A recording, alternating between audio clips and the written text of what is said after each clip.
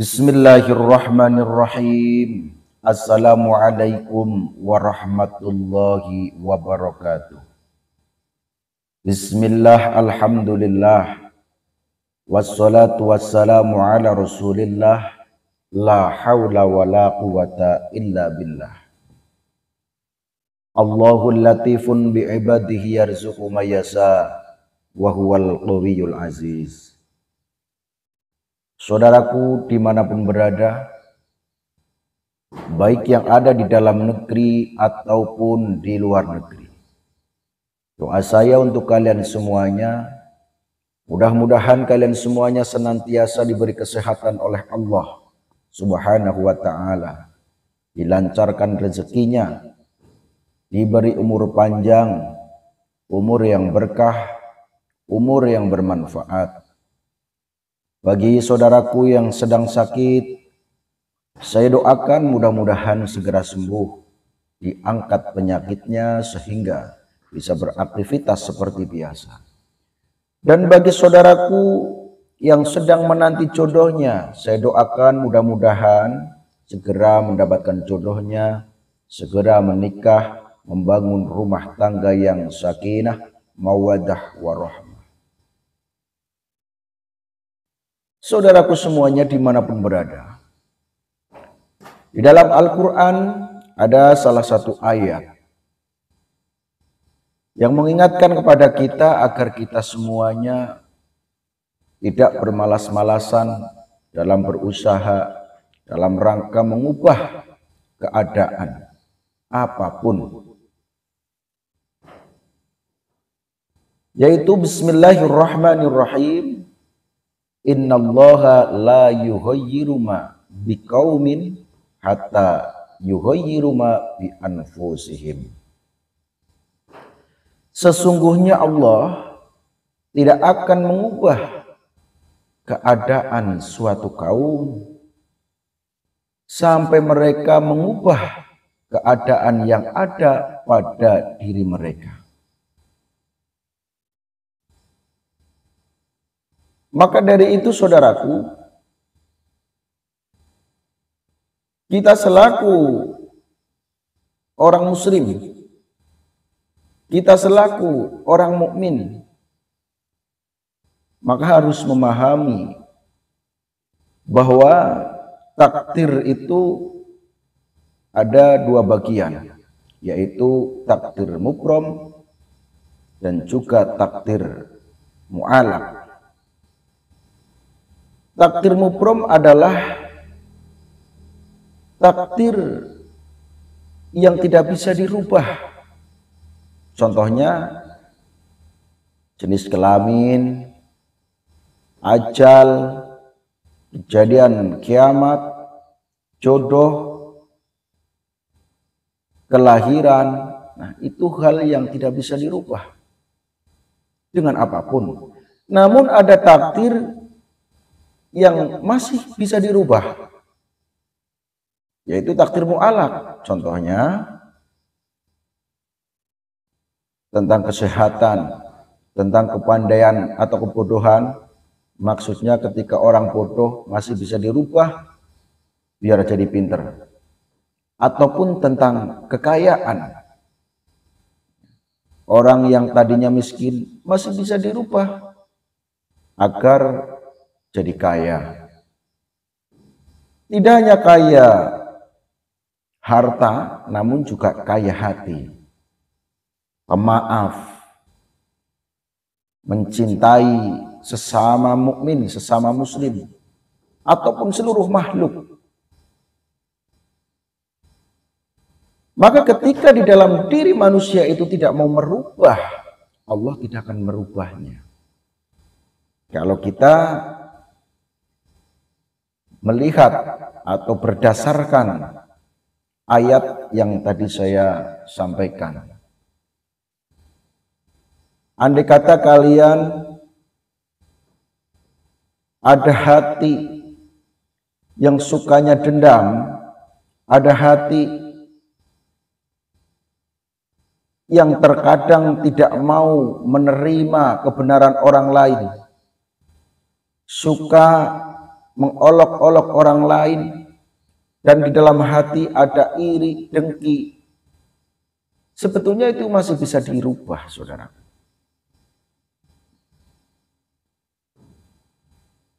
Maka bagaimana cara merubahnya? Tentu saja banyak hal yang harus dilakukan, termasuk sering-sering berkumpul dengan orang-orang soleh, sering-sering mendengar nasihat-nasihat ulama, nasihat-nasihat kiai, nasihat-nasihat guru, nasihat-nasihat orang tua, dan lain sebagainya. Sering-sering muhasabah, sering-sering tadabbur, sering-sering merenungi di setiap harinya ada apa, bagaimana di dalam diri kita. Dan ketika melakukan sesuatu, kira-kira efeknya apa? Ketika melakukan hal yang buruk, efeknya apa? Ketika melakukan hal yang baik, efeknya apa? Itu harus dipahami di setiap hari, supaya kita tidak sombong. Dan juga terkait dengan urusan dunia, termasuk tentang kekayaan. Kadang-kadang banyak orang yang hanya mengeluh, miskin, miskin, dan miskin. Baik miskin harta ataupun miskin hati. Maka hal ini masih bisa dirubah, saudaraku. Bagaimana supaya kita kaya hati dan juga kaya harta? Bolehkah kita kaya harta? Boleh. Tapi jangan hubud dunya. Ada perbedaan antara hubud dunya dengan bekerja sekedar untuk mencari rezeki, untuk kehidupan, dan untuk sanggung ibadah. Karena ada peribadahan yang memang harus didukung dengan harta. Kalau di zaman dulu misalnya perang, itu perlu didukung dengan harta.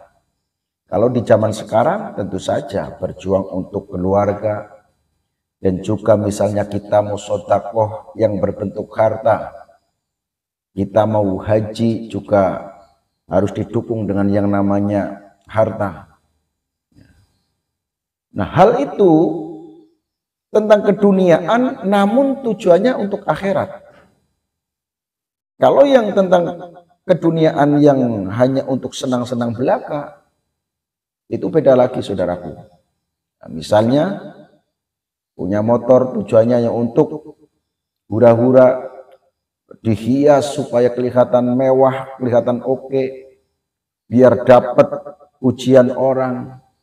Rumahnya mewah agar dipuji orang, bajunya mewah agar dipuji orang, penampilan yang oke agar dipuji orang. Nah, itu berbeda lagi. Namun kalau harta yang tujuannya untuk akhirat, untuk membangun musola agar orang-orang berjamaah lebih nyaman, ketika hujan sudah ada atapnya dan sudah ada dindingnya sehingga tidak tampias, tidak terkena hujan, dan lain sebagainya, saudaraku. Untuk membuat gedung tempat pendidikan, ini termasuk harta dunia yang tujuannya untuk akhirat. Nah, maka kita juga perlu bagaimana supaya kita punya kekayaan agar kita bisa lebih banyak kegiatan-kegiatan yang mendukung kita untuk jalan menuju akhirat. Maka dari itu, saudaraku, ketika kalian punya cobaan tentang ekonomi, tetap jangan sampai kita putus asa dengan rahmat Allah. dan jangan sampai kita menyerah. Teruslah mendekatkan diri kepada Allah dengan cara berdoa atau berzikir, mengingat Allah, mewiridkan suatu doa, diwirid, diulang-ulang, dibaca berulang-ulang. Karena suatu kata yang diulang-ulang akan menghasilkan sesuatu yang nantinya akan dikabulkan oleh Allah. Misalnya kita punya tujuan yang baik, mau membuat rumah agar keluarganya lebih nyaman hidupnya, lebih tenang, namun belum punya harta, agar cepat bisa membangun, memohon bantuan kepada Allah dengan cara usaha batin dan usaha zahir. Usaha batin berdoa atau wirid, usaha zahir bekerja yang sekiranya selaras dengan keadaan kalian semuanya. Misal selarasnya menjadi tukang rongsok, jadilah tukang rongsok, tidak masalah saudaraku. Selarasnya dengan tukang ojek, jadilah tukang ojek. Jadi kuli bangunan, jadilah kuli bangunan. Atau mungkin yang pas menjadi petani, ya jadilah petani. Tidak usah bermuluk-muluk. Kalau memang belum saatnya menjadi bos, belum saatnya menjadi juragan, apa adanya, yang penting jalannya baik. Tidak ada unsur keburukan. Kalau jadi tukang rongsok, jadilah tukang rongsok yang amanah. Bukan mencuri, bukan mengambil orang lain. Bukan mengambil milik orang lain maksudnya. Ketika kalian jadi mandor, jadi bos, jadilah mandor ataupun bos yang amanah. Sehingga rizki yang didapat ada keberkahan dari Allah Subhanahu wa ta'ala. Usaha batin, baca bismillah 19 kali juga insya Allah. Ketika diniatkan dan memohon kepada Allah agar dimudahkan rezekinya, ditambah rezekinya, mudah membuat rumah, insya Allah akan dikabulkan, ditolong oleh Allah sehingga cepat bisa membuat rumah. Dan contoh-contoh lainnya banyak. Misalnya kalian punya hajat agar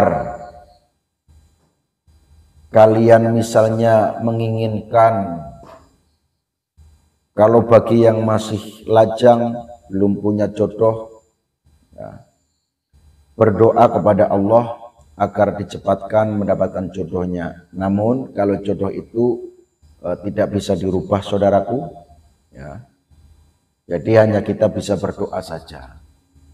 Nah, tapi juga harus berusaha, ya, berusaha mencari jodohnya seperti itu. Dan juga secara batinnya kita berdoa juga. Atau hajat-hajat lainnya.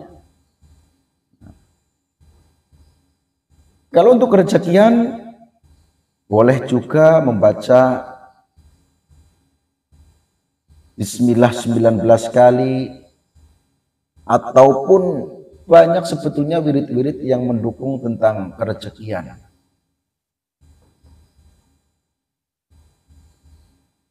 Maka saya sudah sering nge-share atau berbagi pengetahuan atau mengijazahkan suatu amalan yang bisa untuk permohonan kepada Allah agar rezekinya lancar. Jadi silahkan saudaraku, karena wiridan itu adalah salah satu pusakanya orang mukmin. Jadi pusakanya orang mukmin, ia berdoa saudaraku. Sampai di sini dulu untuk penyampaian ataupun sedikit keterangan seputar tentang bagaimana cara kita merubah ataupun tentang semangatnya kita untuk merubah dirinya sendiri dari hal apapun. Namun apabila ada keterangan yang salah, apabila ada keterangan yang tidak pas, karena saya manusia biasa, tentu saja tidak lepas yang dari namanya luput atau salah. Maka saya mohon maaf yang sebesar-besarnya.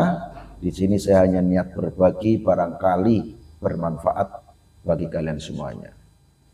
Terima kasih bagi saudaraku yang sudah membantu mengembangkan channel ini. Mudah-mudahan kalian selalu dipandang oleh Allah dengan pandangan penuh rahmat. Amin ya rabbal alamin. Demikian saya akhiri. Wabillahi taufik wal hidayah. Wassalamualaikum warahmatullahi wabarakatuh.